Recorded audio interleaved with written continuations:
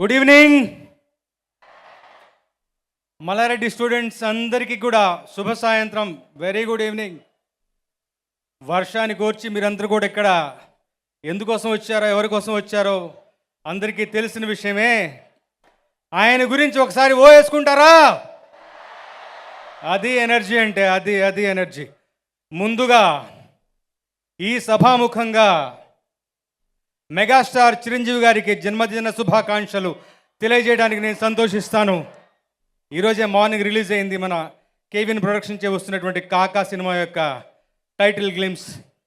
ఆయనకి మనస్ఫూర్తిగా హృదయపూర్వక జన్మదిన శుభాకాంక్షలు తెలియజేస్తూ ఈ సినిమా విషయానికి వస్తే, ఆంక్షలే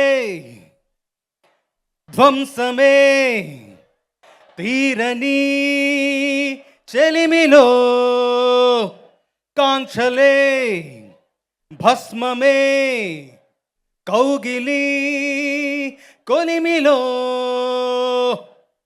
అంతం హౌదాం మనలో మనం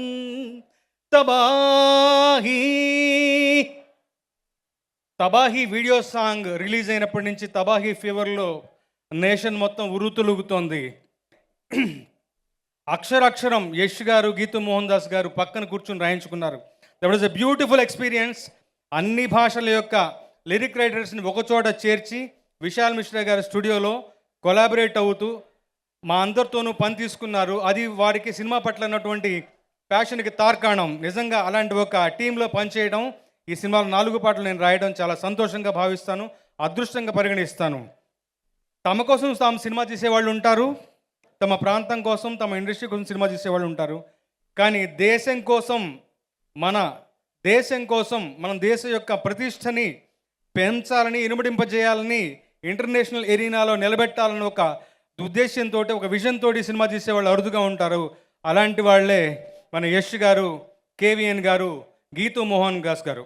అలాంటి ఒక ముగ్గురు కాంబినేషన్ వస్తున్నటువంటి ఈ సినిమా, నేను చాలా ఇంటర్నల్గా విషయాలు తెలుసు, నాకు చెప్తే బాగోదు కానీ ఆపుకోలేకపోతున్నాను. ఇది ఒక ఇంటర్నేషనల్ స్టాండర్డ్ సినిమా. మీరే చూస్తున్నారు, ట్రైలర్స్ వచ్చిన దగ్గర నుంచి 1-2-3 ట్రైలర్స్ వచ్చాయి, పాటలు రిలీజ్ అవుతూ వచ్చాయి, మన ప్రమోషనల్ ఫంక్షన్స్ జరుగుతూ వచ్చాయి. దినదిన ప్రవర్ధమానంగా సినిమా పట్ల ఉన్నటువంటి క్రేజ్, బజ్ ఎలా పెరుగుతుందో మీరే చూస్తూ వచ్చారు.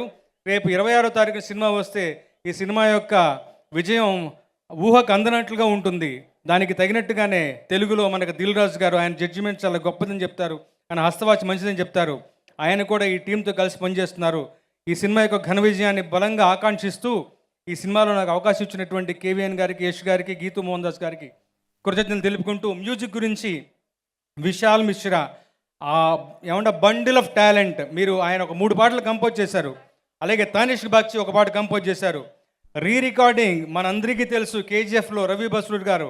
ఈ సినిమా దానికి మించి తాను వేరే మోడ్లోకి మలుచుకుంటూ యష్ గారి, గీతూ మోహన్ దాస్ గారి విజన్కి అనుగుణంగా అద్భుతమైన రికార్డింగ్ ఇచ్చారు.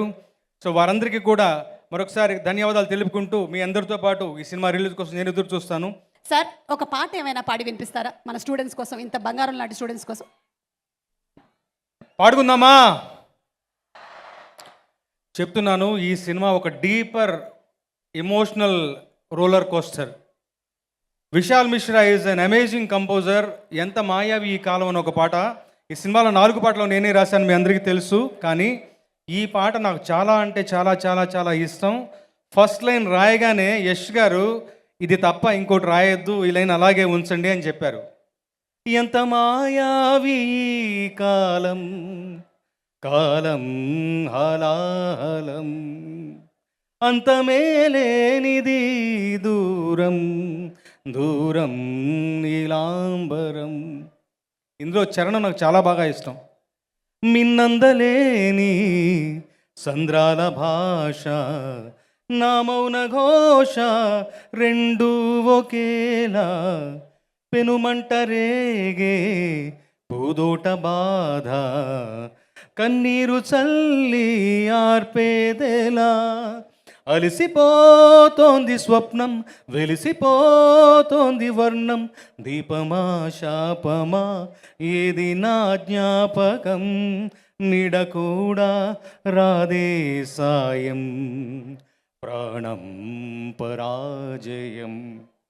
కన్నంచున కన్నంచున ప్రాణం నీకై నిరీక్షణం, నువ్విచ్చిన గాయం